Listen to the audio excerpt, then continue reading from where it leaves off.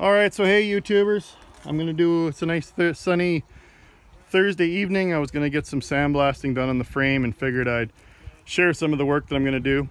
So as I mentioned in an earlier video, the previous owner of the truck loaned me his pot sandblaster, and this is just a Princess Auto special, but it actually works very well. I picked up some sand from a local supplier from Westmat in West Edmonton. They're about, I don't know, $5-6 a bag. And you just basically pour the sand into the barrel, and then you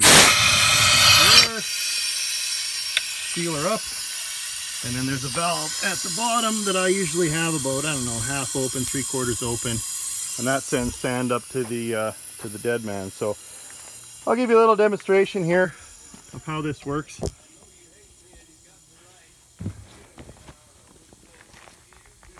You got to put on your mask.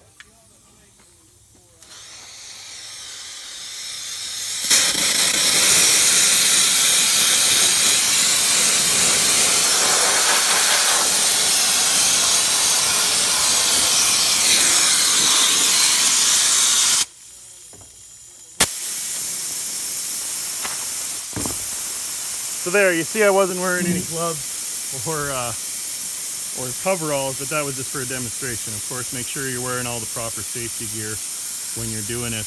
With these hoods, they actually, the little plexiglass window here, this guy's gonna get all, so you can see it's already starting to get blasted. So you gotta buy new panels. So if you're gonna do a project, you need to get 2 or 3 of these. But definitely get the hood. That's a great idea.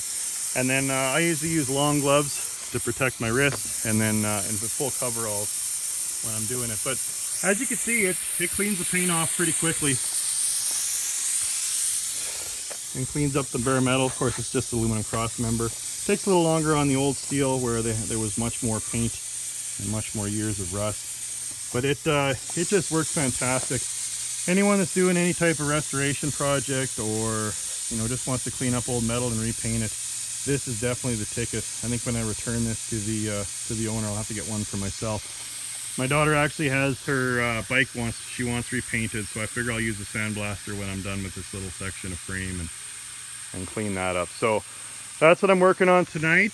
What else? Aaron at Stall Peterbilt got me a new gasket to seal this guy up, and it was funny. He said it was, what was it, 240 months was the last time this gasket was sold. So it's been quite some time. And then we've got new bushings for that as well, because they were kind of leaking. I was surprised I could still get the parts, but yeah, you can still search them out as long as you got a part number.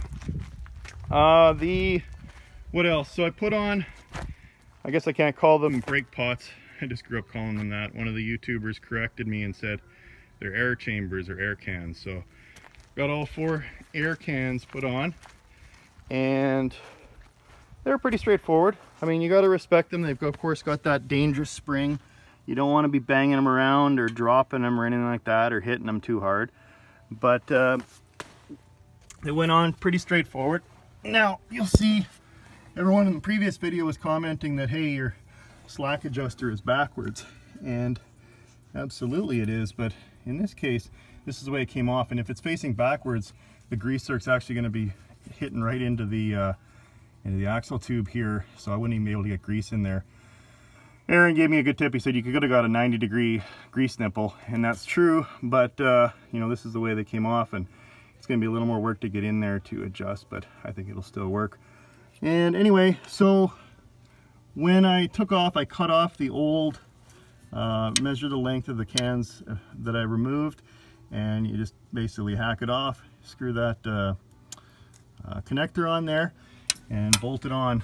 And then the challenge that I had, and that anyone who's replaced one of these air cans will know, that you have to clock it, because the air line intakes or ports are typically never where you want them. They're usually completely opposite. So what you need to do to get that done is you got to cage it. You want to keep this spring on this end completely contained whenever you're doing anything messing around with these pots, or sorry, air chambers. So one of the tricks I did to cage it was I put on, because I don't have any air right now, of course the motor's not running, and the airlines, most of them are cut or disconnected. So I rigged this guy up and essentially just put on shop air. What that did was compress the parking spring and allowed me to put in the cage bolt. So I basically just put the cage bolt in and tightened it up, snuggled it up, and that kept this nice, safely contained. And then I was able to actually unbolt the front bracket here, and then loose enough to actually just give it a twist and put these ports in the direction that the original ones were in. Now, I mentioned in an earlier video that some of the older cans actually had a bolt on this end on the parking spring, and guys were really hurting themselves, because if you take that off and it's not caged, this thing's going to come off and could go right through a shop wall. It's pretty intense spring there. So don't ever be playing with these brake chambers unless it's caged, safely caged. But worked quite well. So then when I released the air, or I took the cage bolt out, then released the air, and she's good to go. So just now waiting for new airlines and airbags. I still need to get those. I'm just waiting to save up enough scratch for that. They're about 150 to 180 bucks each. But I'll get those on. Once those are on, then the wheels will go back on and can get this thing off of jack stands. So what else? I mentioned I'm going to sandblast the air tanks. Figure I'll get those going tonight as well. Sandblast all 3 tanks. I really want to get the stainless, but time and money. Eventually I can go to those. For now, I'll just sand these and get them painted. Mount those back on there. Get a bunch of the new airlines. I basically just run them one at a time. I'm just going to get a big roll, like 200 feet of airline, and buy a handful of connectors and just start replacing them one by one. But one thing I did add this evening was, if I can climb up here, I figured the old girl deserves something new. So I mounted the new steering wheel. So there she goes. There she is. Figure that looks pretty neat. Some people might say that's like putting perfume on a pig, but eventually the rest of the truck will be restored enough to match the steering wheel, but I thought that looked pretty good. So that's the update. Keep working on it little by little. Once again, appreciate everyone's comments and suggestions and tips. Keep them coming, and I'll keep the videos coming. Thanks again.